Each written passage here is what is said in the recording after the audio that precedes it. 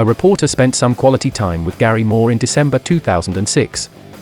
This is the story. We had arranged to meet in a bar near Brighton. He was happy to take part in a TV documentary about music from Northern Ireland, and the guitarist was generous with his thoughts and his schedule.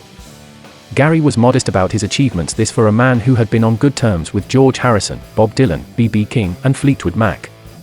Other musicians we had interviewed for the program had been less amenable, and there was diva behavior and ego-tripping at times. But not with Gary. He was blokish and funny with a George Best accent that wavered between East Belfast and Cockney Barrow boy. The only time he discussed the rock and roll lifestyle was when he explained what a waste of time it was. Drugs had led to the premature death of his soul brother, Thin Lizzy's Phil Lynott. They had also been the cause of his departure from the band on a couple of occasions. Gary was no saint, but he had given his best hours to playing guitar, perfecting his skills and writing his tunes.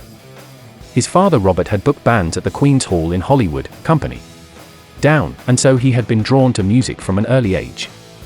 With a childhood spent battering out the chords to Sugar Time, it was no surprise that he developed a lifelong addiction to the blues.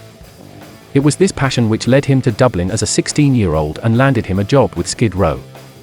The band leader Bruce Shields had been so keen to recruit the boy that he travelled to Belfast to meet his father and personally promised to take good care of him. The spine of our documentary, Still Got the Blues, is a candid interview with the man himself in Brighton, less than 5 years ago.